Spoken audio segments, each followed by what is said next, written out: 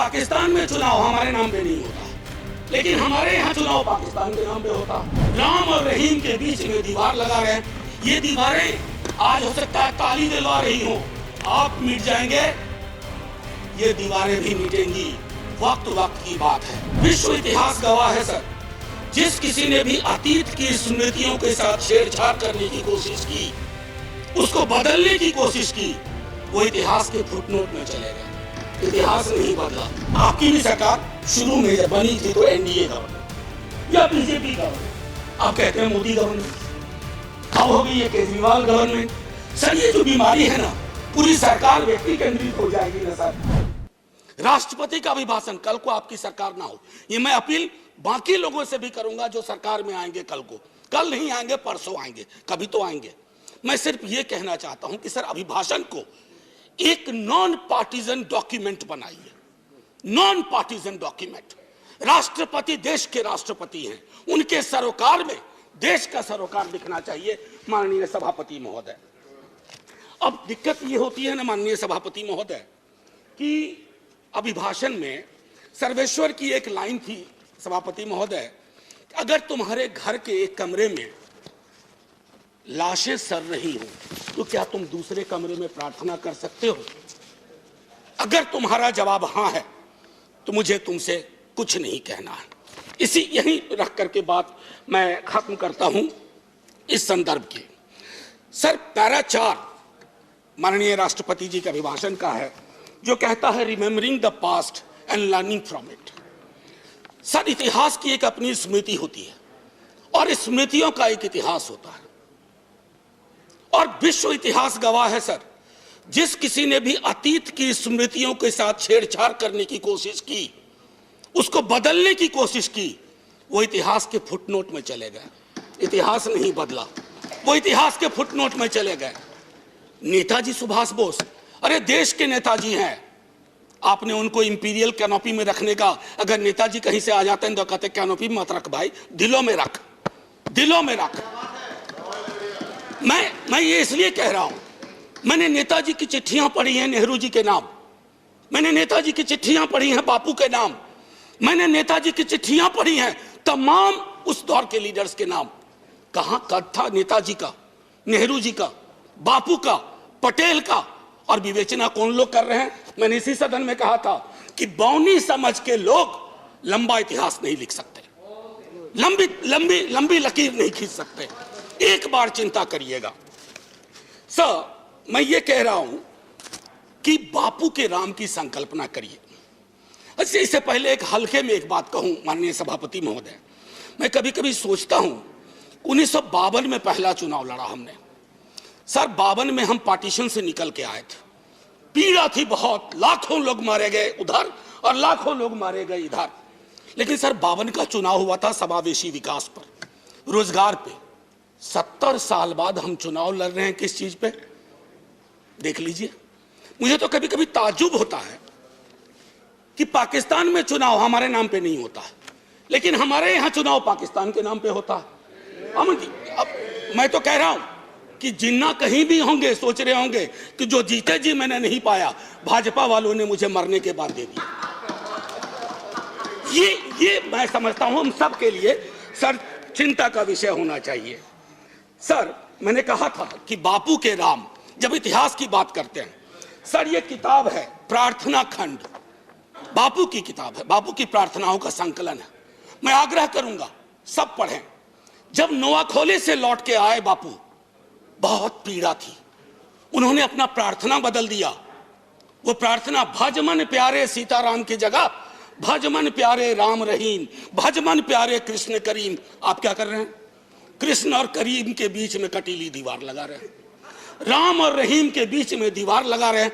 ये दीवारें आज हो सकता है ताली दिलवा रही हो, आप मिट जाएंगे, ये दीवारें भी मिटेंगी। वक्त वक्त की बात है, बस एक बार सोचेगा जरूर, क्योंकि बापू पे माल्यार्पण आप भी करते हैं और बहुत, बल्कि आप चश्मे पे कर दिया, आपने महदूद कर दिया। बापू का चश्मा लीजिए, बापू को चश्मे में मत रखिए, ये मेरा आग्रह होगा। एक चीज तो ये थी सर, माननीय सभापति महोदय, कोविड के संदर्भ में मैं बोलूंगा नहीं, मैंने पहले ही कहा इश्तेहारबाजी हो रही है। जो सरकारें, मैं सिर्फ केंद्र को नहीं कह रहा हूं, जो सरकारें कोविड के वक्त में नदारद थी, सोशल मीडिया गवाह है, वो सरकार 4 पन्ने का इश्तेहार दे रही है। अब पहले नेता लोग काम करते थे तो लोग कहते थे अरे सोच दम ईमानदार है, काम दमदार है। अब लगता है दूसरे का भरोसा नहीं, खुद ही छपवा दो, सोच ईमानदार काम दमदार। अरे लोगों को बोलने दीजिए। अब देखिए सर, दूसरी चीज कोविड के संदर्भ में मैं आपको कहूंगा, जब आप कहते हैं ना कि फलाने की तुलना में यहां इतने कम मरे वगैरह, 18 से तुलना करते हैं, सर जिन परिवारों के चिराग गुम हुए ना, उनके लिए मौत आंकड़ा नहीं है सर। मेरी बेटी की एक साथ में लड़की पढ़ती थी, 2 बेटियां थी, माता पिता 1 हफ्ते के अंदर दुनिया से चले गए। उसको नंबर बताएंगे हम कि ये आंकड़ा है तुम्हारे बाबूजी का, ये आंकड़ा है तुम्हारी मां का। ये नहीं होना चाहिए सर। इतनी तो संवेदनशीलता होनी चाहिए, सरकार किसी की भी हो सकती। सर समानता और बंधुत्व के संदर्भ में बाबा साहब भीमराव अंबेडकर की चर्चा की गई है। सर मैं क्या कहूं, ये महादेव गोविंद रानाडे लेक्चर है। बस मैं कहना, बाबा साहब ने एक बात बार बार कही थी, वो कही थी कि भैया डेमोक्रेसी को सबसे बड़ा खतरा है हीरो वर्शिप, उससे बचा लेना। लेकिन हमने क्या किया है, पूरी की पूरी डेमोक्रेसी को हीरो वर्शिप में तब्दील की है।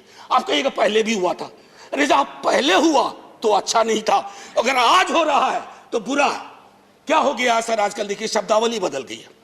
वाजपेयी जी की सरकार एनडीए गवर्नमेंट कही जाती थी, या आपकी भी सरकार शुरू में जब बनी थी तो एनडीए गवर्नमेंट या बीजेपी गवर्नमेंट, अब कहते हैं मोदी गवर्नमेंट, अब हो गई है केजरीवाल गवर्नमेंट। सर ये जो बीमारी है ना, पूरी सरकार व्यक्ति केंद्रित हो जाएगी ना सर, तो डेमोक्रेसी में दिक्कत क्या हो जाती है कि डेमोक्रेसी को सबसे बड़ा खतरा कल्ट से होता है। If a leader becomes a cult, first the internal democracy is destroyed, then democracy everywhere is destroyed and everybody will suffer. आज भूपेंद्र जी ने किताब लिखी है राइज ऑफ बीजेपी। मैं समझता हूं बीजेपी कहीं अगर ऐसे हालात रहे, he has to write another book, fall of BJP. Sir अब मैं ये कहना चाहता हूं, जब प्रजातंत्र का मूल है अपने साथियों के लिए आदर और सम्मान की भावना, प्रोफेसर जी सुनने में बहुत अच्छा लगता है। आपका टाइम सर मैं बस एक आध 2 मिनट लूंगा, उससे ज्यादा नहीं सर। मैं ज्यादा वक्त नहीं लूंगा, इसलिए भी कि वक्त भी अच्छा नहीं चल रहा है। सर माननीय महामहिम कहते हैं प्रजातंत्र का मूल है अपने साथियों के लिए आदर और सम्मान की भावना। मैं आग्रह करूंगा सबों से, सिर्फ आपसे नहीं, हमारी शब्दावली क्या हो गई है एक दूसरे के लिए। हम युद्ध की शब्दावली का इस्तेमाल करते हैं, हम चुनाव लड़ते हैं एक दूसरे के खिलाफ। किस तरह की शब्दावली का बिहार चुनाव में प्रयोग हुआ और किस तरह की शब्दावली का अभी चुनावों में यू प्रयोग हो रहा। अरे चुनाव कोई जीते, कोई देशद्रोही नहीं है इस देश में। हमारे आपकी संकल्पना में फर्क हो सकता है, ना मैं आपको देशद्रोही मानूंगा, ना आपको अधिकार देता हूं कि आप मुझे देशद्रोही कहें, क्योंकि तराजू पे तौलिएगा तो शायद चिंता आपको अपनी होगी, मेरी नहीं होगी। ये मैं कहना चाहता हूं। कहां से देशद्रोह का मामला आ गया सर? अब मैं एक एक कह करके खत्म ही करूंगा। मैंने पहले भी कहा था और दोहरा रहा हूं सर, ये जो पूरा का पूरा डिस्कोर्स है, विमर्श, सबको बैठ करके राजनीतिक विमर्श बदलना चाहिए, सब खत्म हो जाएगा सर। अब आइए पारा 15, 1 मिनट और लूंगा, 1-1.5 मिनट। फूड सिक्योरिटी को लेकर के बड़ी बड़ी बातें होती है सर। गोदाम से पेट तक की यात्रा सुनिश्चित नहीं करवा रहे हैं आप, अन्न का भंडारण आपको है, लेकिन हासिल क्या है? 116 मुल्कों में आप 101वें नंबर पे हैं। भुखमरी, पेट की लानत सबसे बड़ी लानत होती है। अगर मंदिर भी बनवा रहे हैं तो उसमें प्रसाद चढ़ाने के लिए पैसा चाहिए, अगर मजार पे जा रहे हैं चादर चढ़ाने के लिए पैसा चाहिए। लोगों के पास कुछ बचा नहीं है, ये चिंता नहीं होनी चाहिए। मैं जानबूझ करके प्रेस फ्रीडम इंडेक्स की बात नहीं कर रहा, मैं जानबूझ करके डेमोक्रेसी इंडेक्स की बात नहीं कर रहा हूं, क्योंकि शांता छेत्री जी के सवाल को खारिज करके आपने विंडिकेट कर दिया कि उनकी भावना क्या थी।